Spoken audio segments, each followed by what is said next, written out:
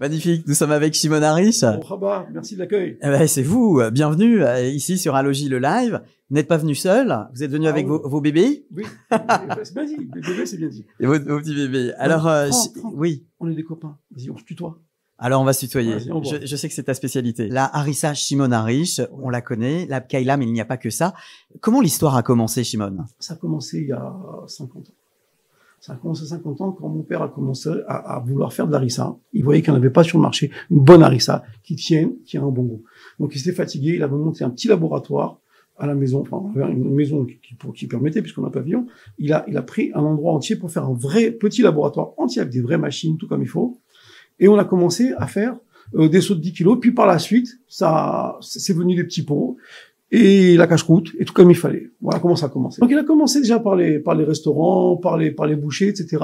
Et c'est qu'après que les épiciers ont commencé à demander des pots pour les particuliers. Voilà comment ça s'est commencé. Il y a quand même une philosophie derrière ces préparations. Oui. C'est quoi cette philosophie? Alors, la philosophie de notre famille, elle est comme ça. Elle est très simple. Quand on étudie un tout petit peu de Torah, on se rend compte que il y a une façon d'amener le plaisir. Qu'est-ce que c'est le plaisir? Le plaisir, c'est le lien entre le ciel et la terre, entre le divin et la matière. Et les éléments comme une harissa, comme une kaila, comme des nikitouches et les autres produits qu'on va porter sur le marché par la suite, le but, c'est justement que par le gustatif, on arrive à faire une vraie fête. Voilà. Donc, amener un Shabbat, avec tous les éléments qu'il faut, le monde se réunit, et là, le monde du Shabbat et le monde de fête, par mitzvot, les mariages, eh bien, c'est le moment du plaisir. Et nous, on a l'intention que les gens aient du vrai plaisir dans leur fête. Voilà. Et alors, l'Admorazaken ramène dans le Torah Or. Il dit comme ça, qu'Akadosh Baruch Hu, il demande à Abraham Avinu, je te demande de prendre sur toi l'intellect pour le divin. Et il va voir Sarah, il dit, je t'en prie, prends sur toi l'intellect pour la matière. Donc, les femmes ont la capacité de comprendre ce qui se passe sur terre et les hommes dans le divin. Et donc, un homme va apporter tout ce qu'il a fait comme travail et sa femme va le transformer. Un homme est incapable de mettre des rideaux à une maison. Et une femme peut-être poser la tringle. Non, à la limite. Et un homme doit passer des heures entières à comprendre des fois sur une seule lettre de la Torah. Et donc le plaisir est quand toute cette Torah-là, toute cette prière-là descend sur terre. Or, seule la femme est capable de transformer. Donc les femmes, oui, transforment en matière et les hommes en font du divin. Voilà. Donc les femmes touchent le divin en ajoutant vos préparations. Bon, on va peut-être pas aller jusque là, mais c'est un peu l'esprit. Il faudra qu'on fasse une émission que sur ça. Où est-ce qu'on trouve vos produits? Alors maintenant, c'est distribué partout. Maintenant, voilà. Donc nous, comme on l'avait dit, tes produits. Oui, les produits, nous les fabriquons. Nous sommes juste des fabricants et on se fatigue pour avoir des provenances de grande qualité. D'accord. Des fois, on voit une publicité, ils choisissent les grains de café. Et ben, c'est exactement ça qui se passe.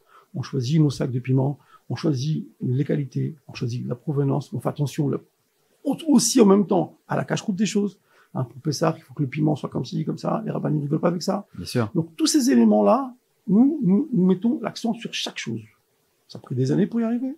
On y arrive parfaitement bien. Et le but, c'est d'arriver effectivement, non pas d'avoir un produit qui va se vendre, mais un produit qui va, en vérité, amener le régal. Voilà le principe. Une table, c'est un moment de fête. Le shulchan, comme disait mon père. Le shulchan, c'est l'élévation de la matière. Et en vérité, nous amenons des choses, on nous apporte à table. Et les gens, il faut raconter une histoire. Oui. Raconter une histoire. Une fois, une dame a pris conscience que j'étais Monsieur Harish. Elle me dit, Monsieur Harish? Je lui ai dit, oui. C'est vous qui fabriquez la rissa et la kaila? Je lui ai dit, oui. Merci. Stop. Ça veut dire, t'as tout dit à ce moment-là. Tu as compris que cette femme, elle a réussi ses fêtes grâce à ces éléments-là. Voilà le principe. Et là, toute la politique, elle est là. Une grande satisfaction. Ouais, une grande satisfaction. Le plus beau moment de ma vie, alors, je crois que tu gardes très, très secrètement et jalousement tes recettes. Rien ne passe. Parce que là, il y a 50 ans d'histoire. Oui. Quand est-ce que l'histoire a commencé? Elle a commencé, j'avais 12 ans. Ah oui, effectivement. On va pas donner davantage de précision sur l'âge. Il y a des nouveaux produits parce que là on a parlé de la kaila qu'on trouve ici sur ce petit pot. On a parlé de la harissa. Voilà. Donc regarde, on a fait de la kaila, bon, on n'a pas beaucoup travaillé. La harissa forte, on a refait ici comme tu vois l'emballage. Oui. Et comme on peut le voir en fond ici, le nouveau produit là, Pimento Kef, qui est un vrai régal. Moi je passe plus un Shabbat sans ça. C'est pas possible. Ah oui. On a commencé, il est au tout début de sa distribution. Tous les gens qui le goûtent m'appellent Monsieur Harish, j'en veux. Monsieur Harish, j'en veux. Et c'est quoi, précisément? C'est le piment vert.